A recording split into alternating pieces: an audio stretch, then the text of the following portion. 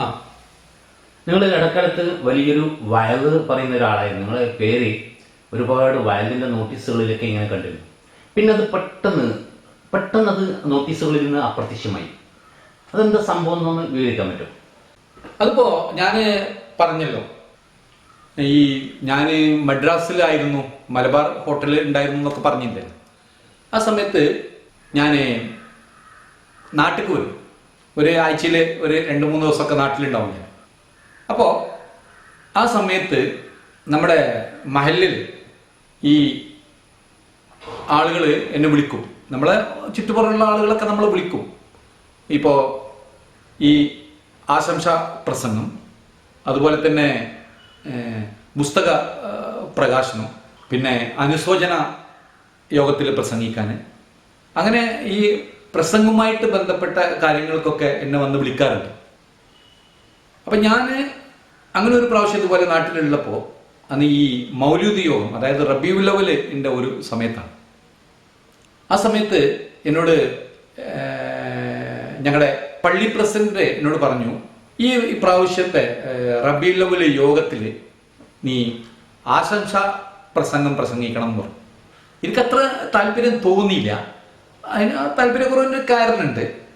എന്താ വെച്ചാൽ ഞാൻ എവിടെ പോവുകയാണെങ്കിലും എൻ്റെ കയ്യിൽ ഒരു അമ്മിങ് കുട്ടി ഉണ്ടാവും.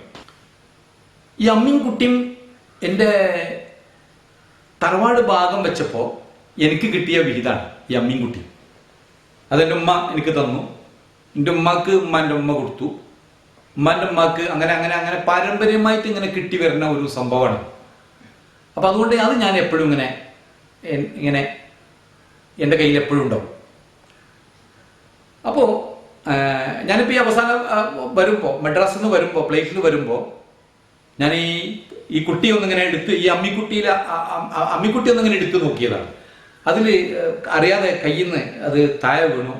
എൻ്റെ ചെറിയ വിരലിൽ, കാലിൻ്റെ ചെറിയ വിരലിൽ വീണിട്ട് അത് വിരലൊക്കെ പൊട്ടി ഉടഞ്ഞ് ചീഞ്ഞ് വലിയ മുറിയായി കിടക്കുകയാണ്. അപ്പം നല്ല വേദന ഉണ്ട് എനിക്ക്. അപ്പം അതുകൊണ്ട് നിന്നിട്ട് നമുക്ക് സംസാരിക്കുക എന്നൊക്കെ പറഞ്ഞാൽ വലിയൊരു പ്രശ്നമാണല്ലോ. അപ്പം അതുകൊണ്ടാണ് ഞാൻ പിന്നെ വലിയ താല്പര്യമില്ലാത്ത എനിക്ക്. എന്തായാലും റബീഉൽ അവ്വൽ പരിപാടിയല്ലേ, വിളിച്ചതല്ലേ, നാട്ടുകാർ വിളിച്ചതല്ലേ, അങ്ങനെ പോയി. അങ്ങനെ പരിപാടിയിൽ പിന്നെ ഞാനിങ്ങനെ പ്രസംഗിച്ചുകൊണ്ടിരിക്കുകയാണ്. പ്രസംഗിച്ച് ആശംസ പ്രസംഗമാണ്.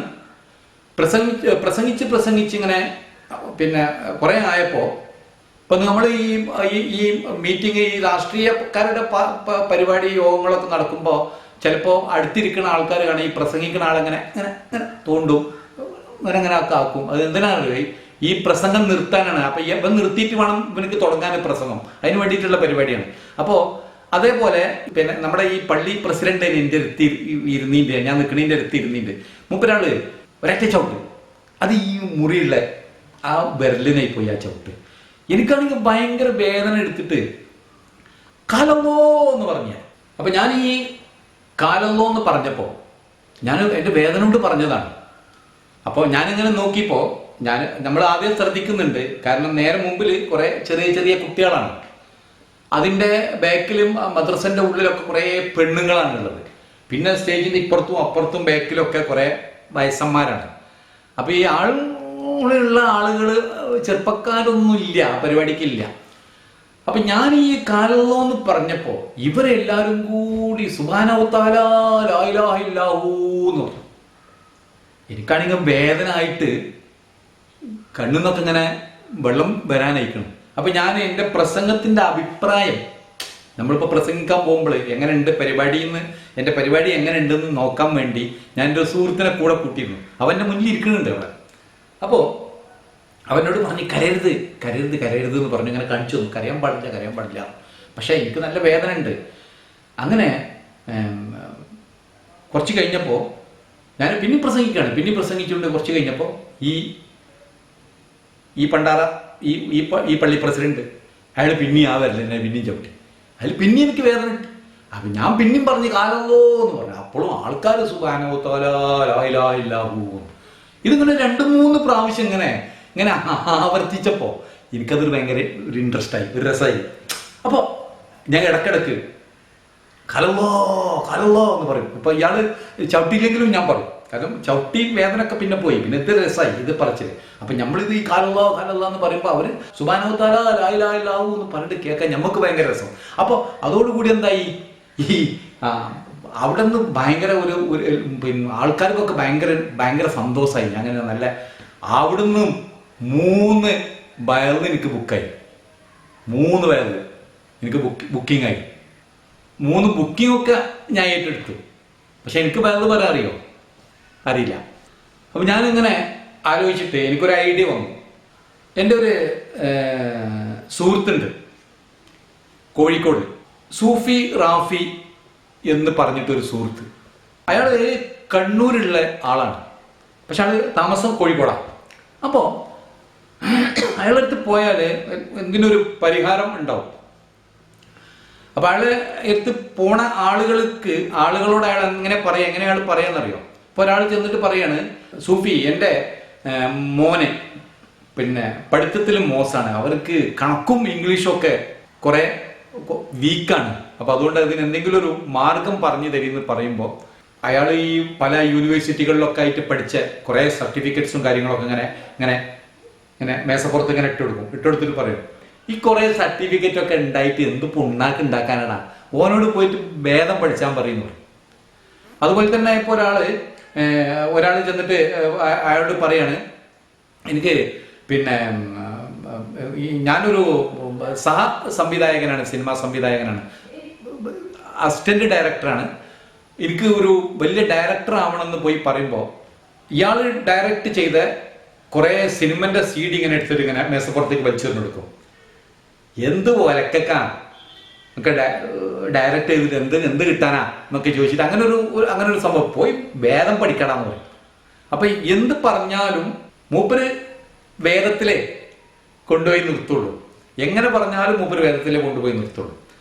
അപ്പോ ഞാന് അയാളുടെ അടുത്തേക്ക് പോകാൻ വേണ്ടി ഞാൻ ഒരു ഐഡിയ ഇങ്ങനെ എടുത്തു. കാരണം ഇപ്പോ നമുക്കിപ്പോ വയറ് പറയല് ചോദിക്കാനാണ്. അപ്പോൾ പെട്ടെന്ന് എനിക്ക് വയറ് പറയണമെന്ന് പറഞ്ഞാൽ അയാൾ പോയി വേദം പഠിക്കാൻ പറയും. അപ്പൊ ഞാൻ പറഞ്ഞു, ഞാൻ മൂപ്പരടുത്ത് നേരിട്ട് ചെന്നിട്ട് പറഞ്ഞു, സൂഫി അയാള് സൂഫിയാണ്, പക്ഷെ നമ്മള് സുസൂഫിയാണോ? ഞാൻ അയാളോട് പോയിക്കാട്ട് പറഞ്ഞു, സൂഫി എനിക്ക് നാളെ ഒരു വയറുണ്ട്, ഞാൻ എന്താ ചെയ്യേണ്ടി ചോദിച്ചു. നാളെ വയറുണ്ടെന്ന് പറഞ്ഞപ്പോ ഇന്ന് പോയി വേദം പഠിക്കാൻ പറയില്ലല്ലോ അയാൾ. അതിൽ മൂപ്പരാകെ അത് പറഞ്ഞപ്പോ മൂപ്പരാകെ ഉത്തരം മുട്ടി. ഇനിയിപ്പോ എന്താ ചെയ്യാ? അതിൽ മൂപ്പരിങ്ങനെ കുറച്ച് നേരം ആലോചിച്ചിട്ട് പറഞ്ഞു, എനിക്ക് കുറെ ആളുകളായിട്ട് പരിചയമുള്ളതല്ലേ, കുറെ സിനിമക്കാരായിട്ടും കുറെ പാട്ടുകാരായിട്ടും കുറെ എഴുത്തുകാരായിട്ടും ഒക്കെ നമുക്ക് പരിചയമുള്ളതല്ലേ. അങ്ങനെ കുറെ ആളുകളെ ഇങ്ങനെ ലിസ്റ്റ് ഉണ്ടാക്കിയിട്ട് അതിൽ ആദ്യം പ്രസംഗിക്കാൻ നിൽക്കുമ്പോൾ ആദ്യം ഒരാളെ കുറിച്ച് പറയാം, ഒരു സിനിമ എടുത്ത ഒരാൾ, സിനിമയിൽ അഭിനയിക്കുന്ന ഒരാളെ പറ്റി പറയാം, സിനിമയിൽ അഭിനയിച്ചുകൊണ്ടിരിക്കുന്ന ഒരാളെ പറ്റി ആദ്യം പറയാം. ആദ്യം അങ്ങനെ പറഞ്ഞിട്ട് പറഞ്ഞ് അയാളെ കുറ്റങ്ങൾ, അയാളെ കുറവുകൾ, അയാളെല്ലാം അങ്ങനെ പറഞ്ഞിട്ട് ഈ പറയപ്പെട്ട ആള് നരകത്തിന്റെ അടിത്തട്ടിലാണ് കേട്ടോ എന്നിട്ട് പറയാം അവസാനം. അപ്പോത്തിന് കുറെ സമയം ഉണ്ടായിക്കോളും. പിന്നെ വേറൊരാളത് പറയാം, അങ്ങനെ രണ്ടാമത് മൂന്നാമതൊക്കെ പറയുമ്പോൾ കുറച്ചുകൂടി നീട്ടി പറയാം, ഇയാള് നരകത്തിന്റെ അടിത്തട്ടിന്റെ അടിയിലാണ് കേട്ടോ എന്ന് പറഞ്ഞാൽ മതി എന്ന് പറയാം. അങ്ങനെ ഈ ആദ്യത്തെ വയറിന്റെ ദിവസമായി. അങ്ങനെ ഞാൻ ചെന്ന് കയറി പ്രസംഗിച്ച് ആ 1-2 ആളുകളെ കുറിച്ചൊക്കെ പറഞ്ഞ് 2-3 ആളുകളെ കുറിച്ചൊക്കെ പറഞ്ഞപ്പോത്തിന് ഒരു 2-2.5-3 മണിക്കൂറായി. അപ്പോൾ ഏകദേശം വയറ് അവസാനിച്ചു. അതുകൊണ്ട് അന്നത്തെ വയറ് എന്തായി, സമാധാനത്തിലായി. അപ്പോൾ 1ാമത്തെ ദിവസത്തെ വയറ് അങ്ങനെ കഴിഞ്ഞു. ഇനിയിപ്പോ 2ാമത്തെ ദിവസം പിറ്റേന്നത്തെ വയറ് പള്ളിന്റെ പരിസരത്ത് നിന്ന് ഈ വയറ് ചെമ്മാട്ടേക്ക് മാറ്റിയിരിക്കണം, ചെമ്മാട്ട് ടൗണിലേക്ക് മാറ്റിയിരിക്കണം. കാരണം എന്താ വെച്ചാൽ പള്ളിപ്പറമ്പിൽ ആളുകൾക്ക് നിൽക്കാൻ സ്ഥലം ഉണ്ടാവില്ല എന്നാ പറയുന്നത്, അത്രയും നല്ല വയറായിരുന്നു തലേ ദിവസത്തത്. അപ്പൊ ആളുകൾ ഒരുപാട് കൂടും. അപ്പോൾ ചെമ്മാട്ടേക്ക് മാറ്റിയിരിക്കുകയാണ് വയറ്. അവിടെ ചെമ്മാട് ഭയങ്കര ലൈറ്റും അറേഞ്ച്മെന്റും കാര്യങ്ങളും, അങ്ങനെ ആൾക്കാർ അതിനിങ്ങനെ കിടന്ന് നെട്ടോട്ടങ്ങനെ ആ വയറ് വലിയ പരിപാടിയാക്കാൻ വേണ്ടി നെട്ടോട്ടങ്ങനെ ഓടുന്ന സമയത്ത് ഞാൻ അടുത്ത വയറ് എന്താണ് പറയേണ്ടത് എന്ന് ആലോചിച്ച് അവസാനം എനിക്കൊരു വഴി കിട്ടി. ഞാൻ ഇപ്പോഴത്തെ ഈ സുന്നി മൂല്യന്മാരെ കുറേ കാസറ്റുകളൊക്കെ ഉണ്ട് വാങ്ങി. കാസറ്റുകളൊക്കെ വാങ്ങിയിട്ട് അങ്ങനെ ഇരുന്ന് കേട്ട് ഒക്കെ മൈൻഡിൽ കയറ്റി, എല്ലാം മൈൻഡിൽ കയറ്റിയിട്ട് വൈകുന്നേരമായപ്പോൾ അവിടുന്ന് വിളി വരുന്നുണ്ട്. കാരണം ഇവിടെയൊക്കെ ബ്ലോക്കാണ്. കാരണം എൻ്റെ ബയലുണ്ടെന്ന് അറിഞ്ഞപ്പോൾ ഈ കക്കാട് ഭാഗത്തുനിന്ന് ഇങ്ങോട്ട് വണ്ടി വിടുന്നില്ല, പരപ്പനങ്ങാടി ഭാഗത്തുനിന്ന് അവിടെ നിന്ന് ഇങ്ങോട്ട് വണ്ടി വിടുന്നില്ല, തലപ്പാറ ഭാഗത്തുനിന്ന് അവിടെ നിന്ന് ഇങ്ങോട്ട് വണ്ടി വിടുന്നില്ല. അവിടെയൊക്കെ പോലീസുകാർ നിൽക്കുകയാണ്. ആകെ ചെമ്മാട് മൊത്തം ജനസമുദ്രമാണ് എൻ്റെ ബയൽ കേൾക്കാൻ വേണ്ടി. ഞാൻ അങ്ങോട്ട് കയറിയിട്ട് ഈ പഠിച്ച കാര്യങ്ങൾ, ഇതിൽ നിന്നൊക്കെ പഠിച്ച കാര്യങ്ങൾ, ഈ നമ്മൾ ബയ്യാട്ടാക്കിയ കാര്യങ്ങളുണ്ടല്ലോ, മൈൻഡിൽ കേട്ട കാര്യങ്ങളൊക്കെ സ്റ്റേജിൽ കയറിയിട്ട് അങ്ങോട്ട് പറഞ്ഞിട്ട് ആൾക്കാർക്കൊക്കെ ഭയങ്കര ഇഷ്ടമായി വയൽ. അതോടുകൂടി പിന്നെ ആ രണ്ടാമത്തെ വയലും കണ്ട് ഹിറ്റായി. അങ്ങനെ ഞാൻ ഇങ്ങോട്ട് വന്നു, വീട്ടിൽ വന്നിട്ട് ഞാൻ എൻ്റെ പെണ്ണുങ്ങളോട് ചോദിച്ചു, എങ്ങനെ ഉണ്ടായിനി എൻ്റെ വയലെന്ന് ചോദിച്ചു. അപ്പോൾ ഓട് പറഞ്ഞു, ആദ്യത്തെ ദിവസ വയല് നടാടെ പറഞ്ഞ വയലുണ്ടല്ലോ അത് എത്തിനും പറ്റൂല. പക്ഷെ രണ്ടാമത്തെ വയലുണ്ടല്ലോ, രണ്ടാമത്തെ ദിവസത്തെ വയല് അത് ഒരു 1.5 ശിർക്കാണെന്ന്. അതോടുകൂടി എനിക്ക് ഭയങ്കര സന്തോഷമായി. നമുക്ക് അഭിനന്ദനം കിട്ടല്ലേ പെണ്ണുങ്ങൾക്ക്. അപ്പം തന്നെ ഞാൻ ജ്വല്ലറിക്ക് പാഞ്ഞിട്ട് ഒരു 15 പവൻ്റെ മാല എൻ്റെ പെണ്ണുങ്ങൾക്ക് കണ്ടുകൊടുത്ത് കൊടുത്തു. പിന്നെ കുറേ ചിക്കൻ ബിരിയാണിയും മട്ടൻ ബിരിയാണിയും ഐസ്ക്രീമും ഒക്കെ ഉണ്ടായിട്ട് ഓളെ പള്ളം കണ്ടത് അത്രയും സന്തോഷമായി എനിക്ക്. കാരണം ഓള് നല്ലൊരു അഭിനന്ദനം കണ്ട് പറയല്ലേ, ഷിർക്ക് എന്നൊക്കെ പറഞ്ഞതല്ലേ. അപ്പോൾ 3-ാമത്തെ ദിവസത്തെ ബയല് സംഘാടകർ കോഴിക്കോട്ടേക്ക് മാറ്റി. അന്ന് മുഖ്യമന്ത്രി EMS നമ്പൂതിരിപ്പാടാണ്, ആഭ്യന്തരമന്ത്രി വയലാർ രവിയാണ്. അതില് കോഴിക്കോട് വെച്ചിട്ട് പരിപാടി നടത്താനുള്ള തീരുമാനം ഉണ്ടായപ്പോൾ ആഭ്യന്തരമന്ത്രി ഇടപെട്ടിട്ട് പറഞ്ഞു, മുതലക്കുളത്ത് വെച്ച് നടത്താൻ പറ്റൂല എന്ന് പറഞ്ഞു, സ്റ്റേഡിയത്തിൽ വെച്ചും നടത്താൻ പറ്റൂല എന്ന് ആഭ്യന്തരമന്ത്രി പറഞ്ഞു. ആകെ ബ്ലോക്കാവും, പ്രശ്നമാണെന്ന് പറഞ്ഞു. വേണമെന്നുണ്ടെങ്കിൽ കടപ്പുറത്തേക്ക് പോയിക്കോളി എന്ന് പറഞ്ഞു. അങ്ങനെ കടപ്പുറത്താണ് വയല് നടക്കുന്നത്. വയലിൻ്റെ സമയമൊന്നും ആയിട്ടില്ല. വൈകുന്നേരം 4-4:30 മണിയായപ്പോത്തിന് ഈ പാലക്കാട് ഭാഗത്തുനിന്ന് വരുന്ന ആളുകളുണ്ടല്ലോ, വണ്ടിയും ബസ്സുകളൊക്കെ, അത് ഈ മലപ്പുറം മഞ്ചേരി വെള്ളോമ്പർ ആ ഭാഗത്ത് അവിടെ നിന്നു. പിന്നെ അവിടെ നിന്നിട്ട് കടത്തി വിടുന്നില്ല, കോഴിക്കോട്ടേക്ക് കടത്തി വിടുന്നില്ല. അതുപോലെ കണ്ണൂരിൽ നിന്ന് ആ ഭാഗത്തുനിന്ന് കാസർഗോഡ് ഭാഗത്തുനിന്നൊക്കെ വരുന്ന വണ്ടികളെയും ആളുകളെയൊക്കെ നമ്മുടെ വടകര വെച്ചിട്ട് തടഞ്ഞു, അവിടെ നിർത്തി. അപ്പോൾ ഇവിടെ ജനം ഭയങ്കരമായി. പിന്നെ തൃശ്ശൂർ ഭാഗത്തുനിന്ന് വരുന്ന എടപ്പാൾ വെച്ചിട്ട് അങ്ങോട്ട് പൂട്ടി. കേരള പോലീസുകാർ മൊത്തം കോഴിക്കോട് പട്ടണത്തിലെത്തി. ഇത് മൊത്തം നിയന്ത്രിക്കാൻ വേണ്ടിയിട്ടാണ് അവർ വന്നിട്ടുള്ളത്. അതിൽ ഈ മുസ്ലിം പോലീസുകാർക്കൊക്കെ ഒരു ഒരു ഒരു ഒരു ഒരു ഒരു ഇത്. കാരണം എന്താ വെച്ചാൽ അവർക്ക് ഇപ്പൊ ഡ്രസ്സ് എന്ന് പറഞ്ഞാൽ ഇപ്പൊ ഈ മുട്ടിന്റെ മേപ്പെട്ടുള്ള ഒരു ടൗസറല്ലേ പോലീസുകാർക്ക്. അപ്പോൾ ഈ മുസ്ലിം പോലീസുകാരാകുമ്പോൾ അവരെ മദ്രസയിലൊക്കെ പഠിപ്പിച്ച ഉസ്താദന്മാർ അവിടെ വരും. വലിയ വലിയ പൈസകൾ, പിന്നെ AP EK അങ്ങനെ എന്ന് വേണ്ട ഒരുപാട് വലിയ വലിയ മൂല്യന്മാരൊക്കെ വരുന്നതല്ലേ. അത് മാത്രമല്ല, പിന്നെ ഈ ബയല് കേൾക്കാൻ കുറെ പെൺകുട്ടികളും പെണ്ണുങ്ങളൊക്കെ വരൂലേ. അപ്പൊ ഈ മുട്ടിന്റെ മേപ്പെട്ടുള്ള ട്രൗസർ ഇട്ടുകൊണ്ട് ഇങ്ങനെ ഒരു വടി പിടിച്ച് നിൽക്കുക എന്ന് പറയുമ്പോൾ ഓൽക്കതൊരു വലിയ ഒരു മാനക്കേട്, ഒരു നാണക്കേട് പോലെ ഇങ്ങനെ തോന്നി. അപ്പോൾ ഓലെന്ത് പണി ചെയ്തു, വയലാർ രവിക്ക് വിളിച്ചു. ഞങ്ങള് നിൽക്കൂല, ഞങ്ങൾക്ക് അതിന് പറ്റൂല എന്ന് പറഞ്ഞു. ഉടനെ തന്നെ വയലാർ രവി ഒരൊറ്റ ഉത്തരവിട്ടു, എല്ലാ പോലീസുകാരും ഫാൻ ഇട്ടോളി എന്ന് പറഞ്ഞു. അങ്ങനെയാണ് അവിടുന്ന് അന്ന് മുതലാണ് കേരളത്തിലെ പോലീസുകാരൊക്കെ ടൗസർ മാറ്റി ഫാൻ ഇടാൻ തുടങ്ങിയത്. മനസ്സിലായില്ലേ?